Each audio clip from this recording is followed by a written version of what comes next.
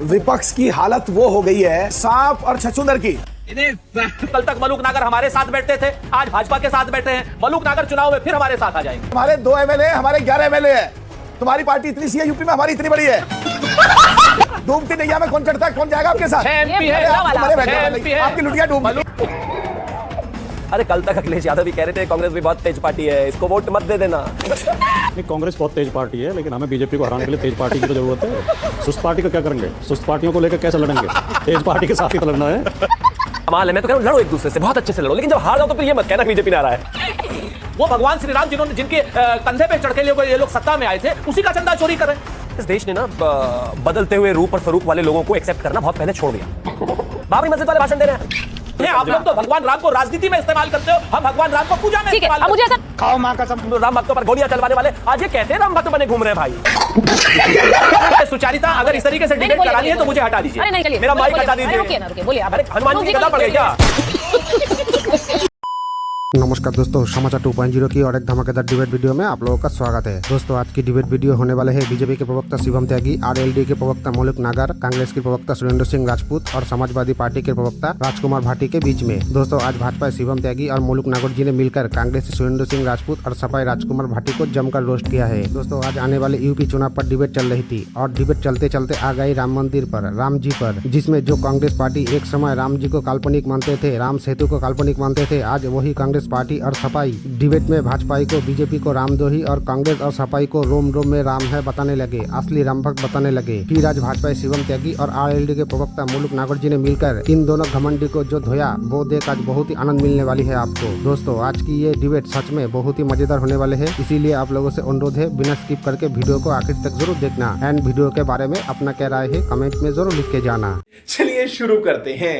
मुझे लग रहा था यहाँ विपक्ष एकजुट हो रहा है और विपक्ष एकजुट होकर योगी आदित्यनाथ को चैलेंज दे रहा है, लेकिन अच्छी बात यह शिवम जी की यहाँ तो लड़ाई दोनों के बीच में हो रही है। यहाँ तो वारिस पठान वर्सेस राजकुमार भाटी हो रहा है, तो आपको क्या, आप तो मजे लीजिए इसके।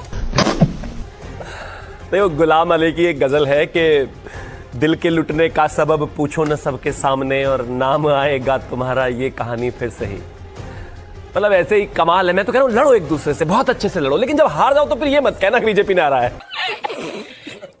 अरे भैया ये मैराथन हर चुनाव से पहले शुरू होती है, पूरा माहौल बनता है, एक दूसरे का हाथ पकड़ के 10 करोड़ का स्टेज लगा के 20-30 करोड़ का प्रोग्राम करके पूरा माहौल बनाते हैं। चुनाव आते आते आते आते उसमें एक पेन लग जाती है और कहानी खत्म हो जाती है। ये रूटीन चला रहा है 2019 के बाद से, तो लगातार हर चुनाव के बाद यही हाल है। भैया तय कर लो, नहीं बन पा रही है बात आपकी। एक तो सबसे बड़ी दिक्कत जो फंस जाती है ना आकर, बाकी सब तो ठीक है। अब देखो आपने 2 प्रवक्ताओं से बात करी, राजकुमार भाटी जी ने गिनवा दिया मेरे इतने मुसलमान विधायक हैं, मेरे इतने मुसलमान सांसद हैं। दूसरे वाले वारिस पठान, अरे आप तो मुसलमानों के लिए कुछ करते ही नहीं, आप तो उनसे सिर्फ दरी बिछाते हैं। ये जो इनकी सबसे बड़ी डील ब्रेकर विषय है ना, वो मुसलमान नहीं है बेचारा, क्योंकि सबको बस उन्हीं को क्लेम करना है। तो मेरा तो हाथ जोड़ के इस देश की जनता से, प्रदेश की जनता से निवेदन है कि भैया जिनकी वो वोट मांग रहे हैं उनकी सारी उनको पड़ जाए, बाकी जो है वो हमें पड़ जाए। वो कहते हैं ना कि दिल्ली में प्रवेश की खातिर, राहुल और अखिलेश की खातिर संविधान बचाना है तो वोट करो इस देश की खातिर। तो ये वोट इस देश की खातिर होगा। आज की डेट में राहुल जी और अखिलेश जी के आपस में कोई समस्या नहीं है, ठीक है। गठबंधन ये 3 लोग करेंगे, श्री अखिलेश यादव जी, श्री राहुल गांधी जी, श्री मल्लिकार्जुन खड़गे जी। चौथे किसी आदमी का कोई वो नहीं है, इस गठबंधन में रोल नहीं है। अपनी अपनी सीटें सबको मांगनी है और मांगने का सबको अधिकार है, इसमें कहीं कोई दो राय नहीं। अब आपको बड़ी मजेदार बात बताता हूं जो अभी तक आपने इस डिबेट में मिस कर रखी। ठीक है, बोल बताइए।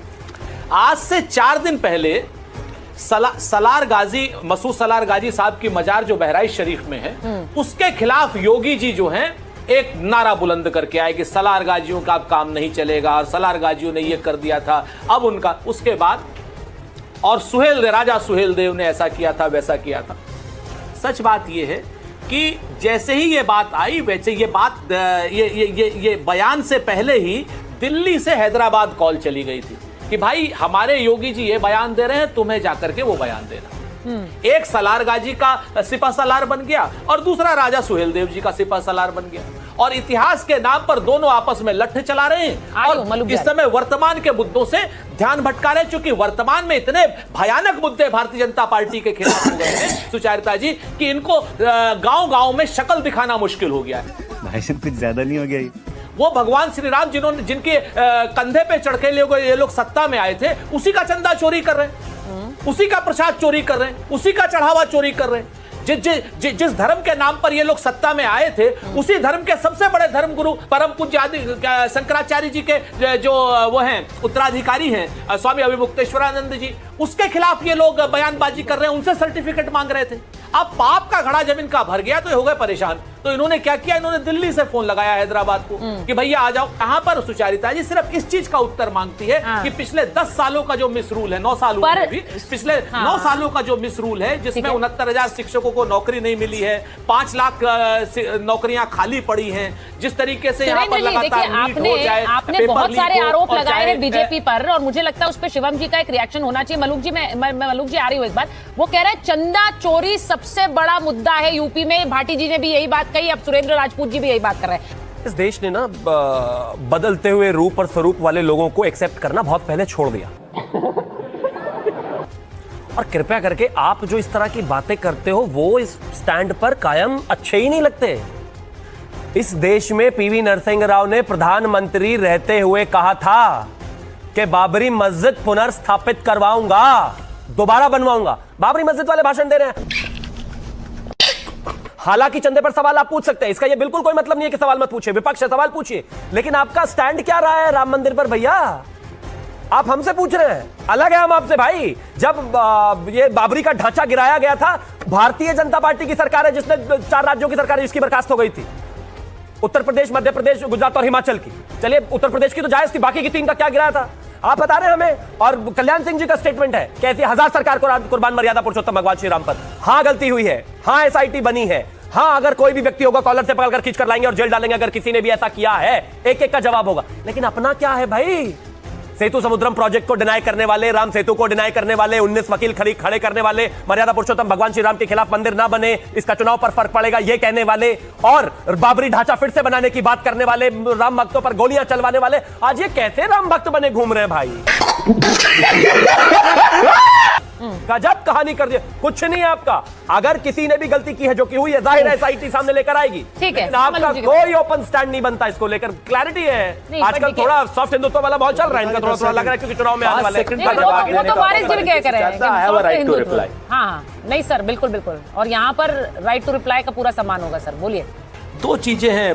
भारतीय जनता पार्टी के लोग इतना परेशान हो गए हैं, कहते हैं ना कि भाजपा की सियासत का इतना अफसाना है, यहाँ तीर भी चलाने हैं और परिंदे भी बचाने हैं, यानी अपराधियों को भी बचाना है और तीर भी चलाने। कम से कम अच्छा किया शिवम ने आज पहली बार एक्सेप्ट किया कि वहां चंदा चोरी हुई है। लेकिन 1 सेकंड, ये कोई भी प्रवक्ता, पहला प्रवक्ता है शिवम को मैं बधाई दूंगा कि इन्होंने कहा कि वहां गलत है, इन्होंने पाप किया है। मैंने कहा कि जांच चल रही है, एसआईटी रिपोर्ट देगी, और ये कहीं ना कहीं हनुमान जी की गदा इनके ऊपर लगे।